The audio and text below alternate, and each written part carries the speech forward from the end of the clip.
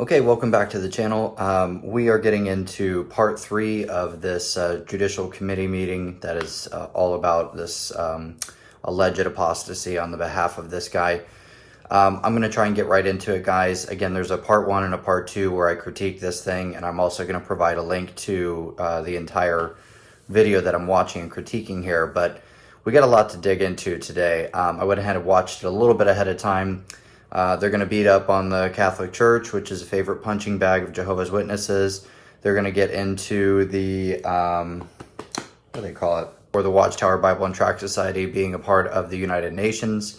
And we're also going to get into child sex abuse and how it's handled within the witnesses. So there's a lot in this particular part of the video today. The video is going to be a little bit longer, so that's why I'm going to try and get right into it.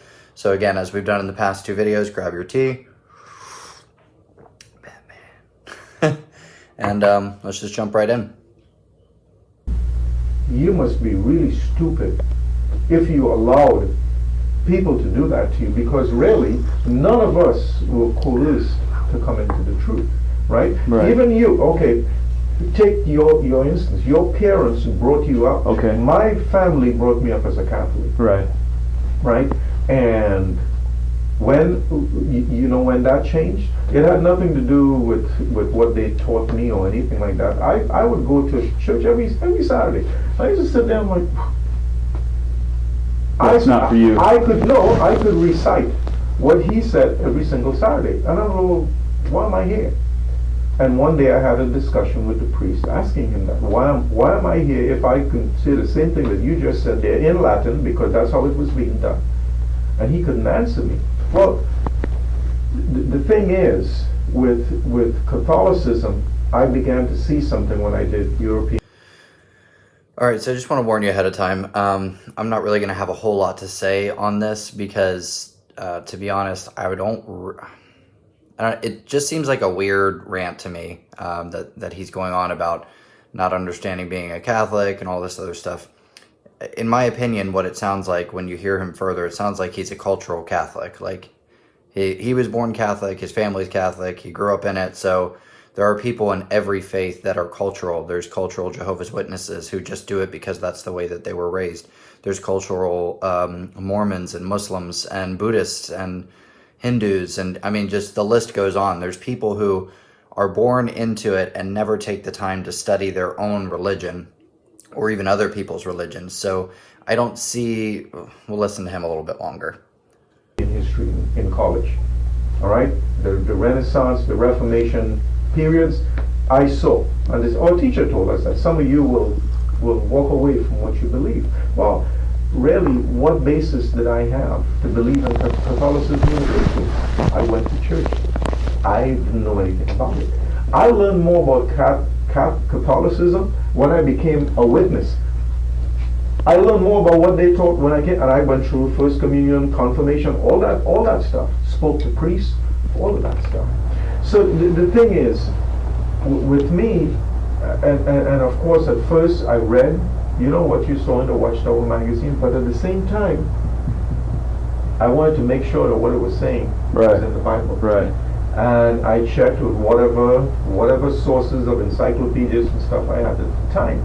And I still had doubts. Even though I got baptized, I had doubts about certain things. And just to give you an example, we had and to tell you how, like I said, 1975, 75 was when I got baptized. And I've been through this book how many different times, here at the Kingdom Hall, there at the Kingdom Hall where I was raised. And I had the Bible highlights, and the section that I was reading had to do with this concubine who was this guy had a concubine who had run away. He went to get her, and then as I'm reading the account, I'm like, I thought I was in the book of Job, because it said the same thing. These men were knocking on the door. They wanted to rape the guy and all that stuff, and they sent the woman out and they raped her. And I was like, wait a minute, this is not Job. This is was it Chronicles? Yeah. I said, this is in Chronicles. So now I start checking. I'm like, what? And how many times have I gone through this Bible? You see, the thing is, Isaac, with the truth and what I have found over the years, the more we study this, the more we delve into it, and that's why I say about being raised in the truth, does not mean that you knew about it. You knew that you had to go to the meetings, because that's what your mom and dad told you. Right, but I wanted to. Well, I mean, when I graduated high school, I became a pioneer. Right. I honestly did make an earnest effort. You can look at my my file. Yeah. You know, I served at Brooklyn. Right. And I served in the Spanish congregations before I moved here, and then I came into the English. Yeah. But I loved serving the organization. And when you mention the thing about the slave, I wasn't until I got married that I did realize that I was a slave. Because I was 25, 26 years old. I didn't have a savings account. I had nothing to start off in my marriage, because Armageddon was going to happen when I graduated. Okay, so again, he's trying. Okay, maybe I get what he's trying to say now. He was trying to say that he was culturally raised Catholic, and that's all he knew, and he didn't start understanding the Bible until he became a witness and was studying it. And then he tries to point back at this guy and say, well, you weren't really a witness. I mean, you were raised in it, but if you had truly studied, then you would see that it's the truth. And then what this guy is saying is like, first of all, come on. Like, I was baptized. I even became a pioneer, which requires extra study and all these different hours. And I think he even mentioned something about serving in the Spanish congregation, which if that's the case, then he was having to learn another language in order to do the preaching work in Spanish. So you can't say that this guy wasn't devoted, and that's exactly what this elder is trying to say is, you know, you were born into it, but it wasn't really your own. Again, it's that whole you weren't really a Jehovah's Witness thing, which is hilarious. In high school, because that's what we're always told, was not to put faith in the system of things. That just, you know, you don't need to worry about this. Don't worry about getting a college education. Just work. And, you know, I did. I put my faith in Jehovah. And it wasn't until I had to live in the real world with trying to, you know, maintain a family that I just realized that I just was so ill prepared for reality. And I mean, there's people that are in worse positions than I was when I got married, but I had nothing. And I loved what I did at the time. I loved it. I loved serving, all the things I did. I got to go to, you know, other congregations to help out where they needed me. And, you know, before I came here, I was a more genuine Jehovah's Witness than you brothers have known me as. I was a completely different person. And, you know, it's... What made you lose that genuineness? What do you think? Well, we all... Can I share this? This is on page 208. Okay, so from what I'm understanding, it's that he was a part of a different congregation, and he was really, really on fire for the truth, for being a Jehovah's Witness. And then, you know, after all the stuff that happened with his wife and all the things that he was going through, he must have somewhere in there transitioned into this congregation. So they were seeing a version of him that didn't really make them think that he was a strong Jehovah's Witness in the first place. So they're using their experience of him from the time he was already kind of shaken in his understanding of their teachings to basically say, you know, you weren't really a Jehovah's Witness. Before I came here, I was a more genuine Jehovah's Witness than you brothers have known me as. I was a completely different person. And, you know, it's... What made you lose that genuine? A lot of things. What do you think? Well, we all... Can I share this? This is on page 208 of the Illuminator book. It's about conscience. Okay. Now it's got a paragraph. It says, conscience is the capacity to look at oneself and render judgment about oneself, to bear witness to oneself. The Apostle Paul describes the operation of his conscience in this manner. My conscience bears witness with me in Holy Spirit. conscience is inherent in man, having been made part of him by God. The Webster Dictionary defined conscience, I have my notes here, it says an inward reasoning of what's right and wrong. And that's it. That's a simple description of conscience. And there was something that I discovered that just Okay, so this is when he's about to get into the whole United Nations thing. And again, I'll try and provide some context as to why that would shake someone if you are a Jehovah's Witness or were a Jehovah's Witness. Again, I don't know all the details. A lot of this stuff I've internalized, but it's hard for me to explain it. So I'll do my best. And it really bothered me about what was going on in the organization. And that's when I had made the decision to start doing what I was doing in the Coast Guard Auxiliary. And then about a year later, you brothers met with me. But I'm sorry, from time to time, because I just want to clarify for ourselves, what disturbed you about the organization? well, I discovered that the Watchtower Society was a member of the United Nations for 11 years as a non-governmental organization. And no Jehovah's Witness sitting and, I mean, maybe some know about it, but they just don't want to believe it. But there's a reason why they're constantly saying now to never research anything on the internet. But that's impossible now. You can ask me any question. You can ask me. Who is saying that? Yeah, who's saying that? Who is saying that? The governing body's saying it. They're saying, like Stephen Lett said the other day, we don't listen to apostate lies. You know, we don't believe that we sanction child molesters. That is true. But We don't listen to apostate lies. right, but they say not to. When they say that the Watchtower and Bible and Tract Society. Mm-hmm. Okay, so we're moving into a lot of different subjects here, but he was saying, that the governing body is telling people not to research stuff online. Again, he's in a situation 3-on-1. Perhaps he could have phrased it differently, but he pointed out where Stephen Lett said we don't believe apostate lies. And, those elders have no problem saying, well, that's true, we don't believe apostate lies. But probably by the governing body's definition and by their own definition, it would be anything that talks badly about Jehovah's Witnesses or portrays them in a poor light is apostate lies. Which, again, if your actions can be perceived by the general public as being poor behavior or poor doctrine or even poor practices, like not reporting child sex abuse to the proper authorities, that's not apostate lies. That's just you being embarrassed about your organization's practices. So, all right, we're going to continue on because now they're moving into child sex abuse, and this is a very important subject. This is a reason that a lot of people have left.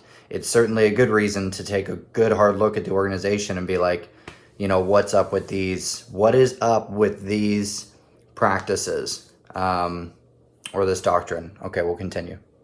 Covers pedophilics because Right. we know it's not true. Well, I know that is true. Well, Because I've had it happen in my family, It- and that was one it's- thing I did discover. Okay. I have elders in my family who covered it up. And there's other elders in the state that I grew up in that are covering up another child molestation case. And this is a systemic worldwide problem. I've talked to people in Canada, United Kingdom, Australia. There are Jehovah's Witnesses worldwide, thousands of them, that have gone through these problems. So this video came out 5 years ago. I can't remember if the Australian Royal Congress happened before or after this particular judicial meeting. But if you ever get the opportunity, look up the Australian Royal Congress on Jehovah's Witnesses, and it's where they didn't just look at Jehovah's Witnesses. They looked at 500 organizations that were mishandling cases of child sex abuse. And when I say mishandling, they either weren't reporting them or they were sweeping them under the rug. So Jehovah's Witnesses were just one of 500 organizations that they basically went after or targeted in that Congress. Anyways, good to check that out. That have had these issues, and they've been hidden. They've been swept under the rug. Okay, before you go any further with that. Now, it's been swept under the rug by whom? By the elders. by men, Right. by men, not by By the us. Watchtower Bible. And I'll But tell they're you, following policy. no, they're not. No. They're not. Because I'm here to tell you, my brother, and I for one, if that was so, would not be sitting here today. Right. I know what the policy of the Watchtower Bible and Tract Society is. And I have dealt with exactly what you're talking about, and I know what their policy is.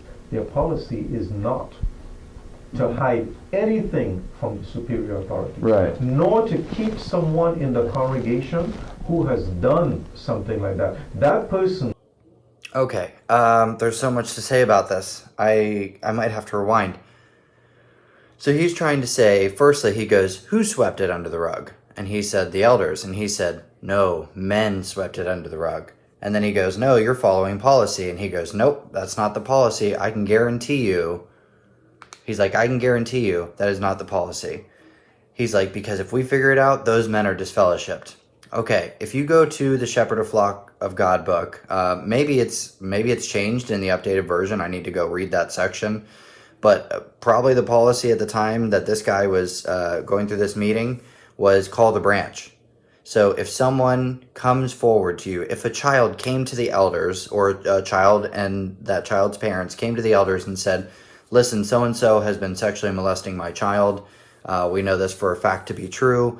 And then what do the elders do in that case? Step number 1, call the branch. Call the branch. That's step 1.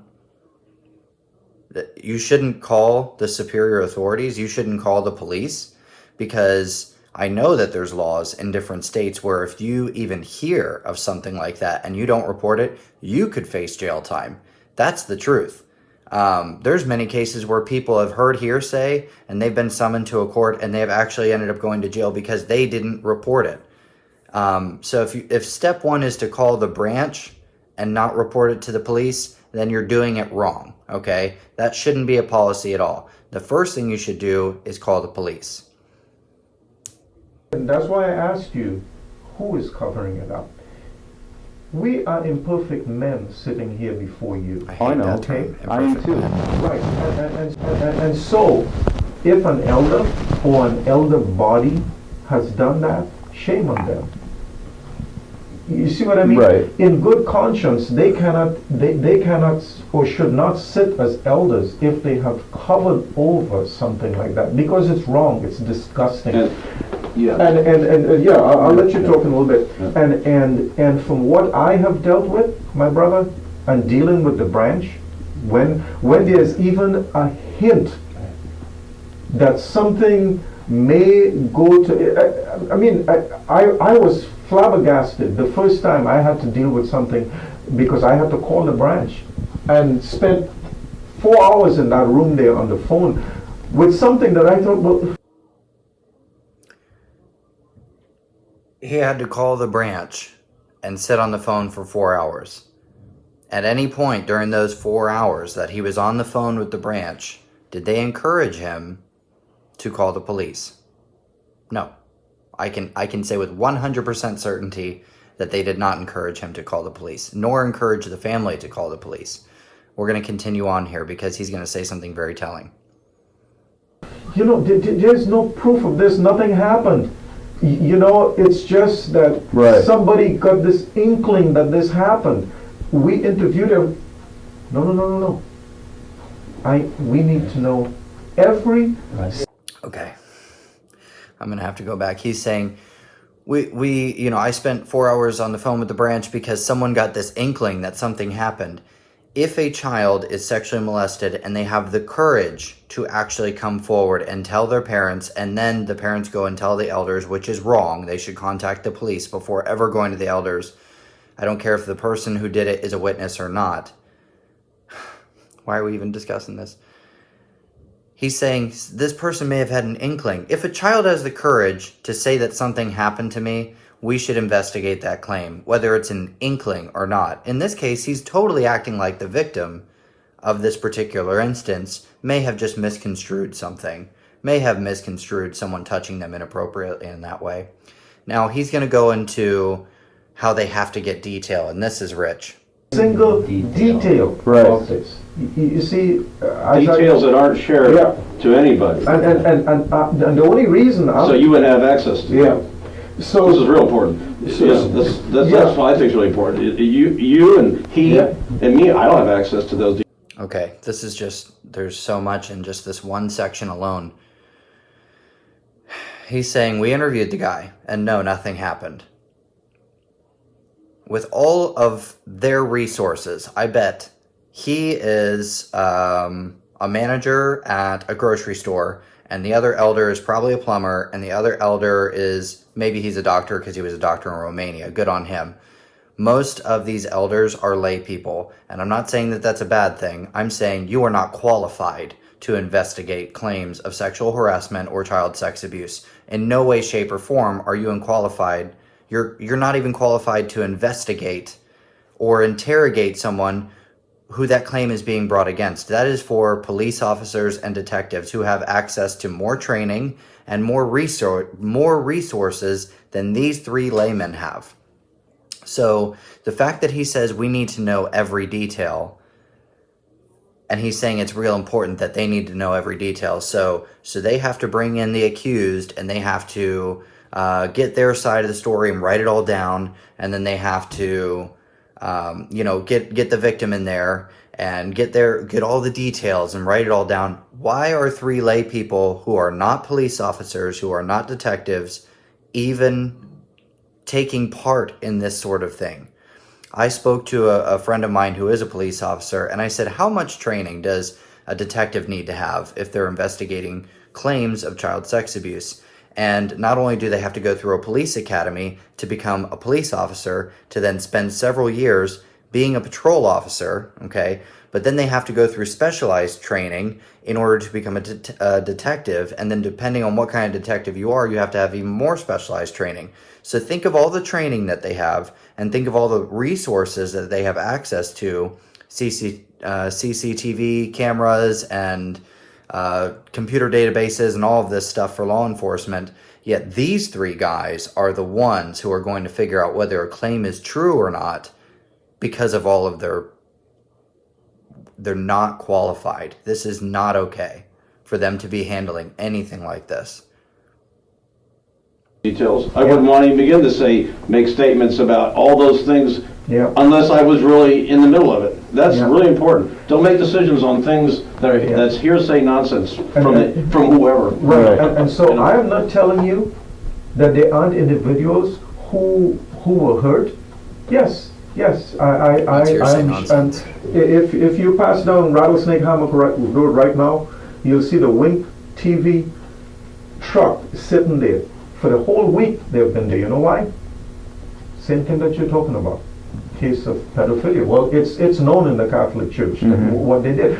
I know it for a fact because I went to all Catholic schools and colleges, Right. and all they did was, when something happened, they moved this guy from this end of the We'll cap it off right here.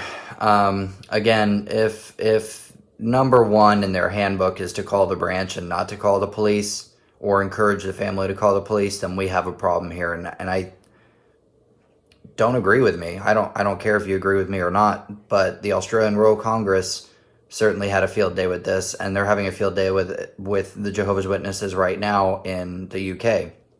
They're investigating them for the exact same thing. This guy is right. It is systematic. It is worldwide. It is a huge issue in the way that they handle these claims. And then what does he do at the very end of this particular clip? He points right back to the Catholic Church, their favorite punching bag, to say, look at how evil the Catholics are, and look at how righteous and pious we are.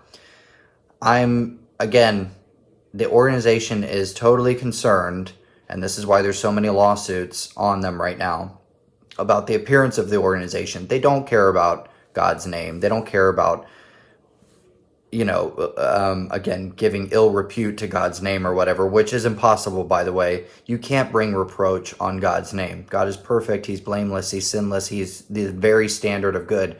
You can't bring reproach on his name. So it doesn't matter what an individual does. If they, do something horrible and they just so happen to be a Catholic or a Jehovah's Witness or any religious affiliation. It doesn't matter. You're not bringing a reproach on God's name. So why can we not report these people to the superior authorities?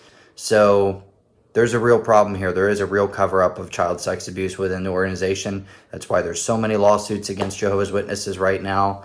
And I just pray the more people like myself and hopefully you who talk about it and bring it up, we'll get people fired up enough to where we can hopefully get this changed. All right, guys. I wish we're getting into heavier stuff, and I don't really know how to end it on a high note. So I just want to say, God bless you, and we'll see you for the next video.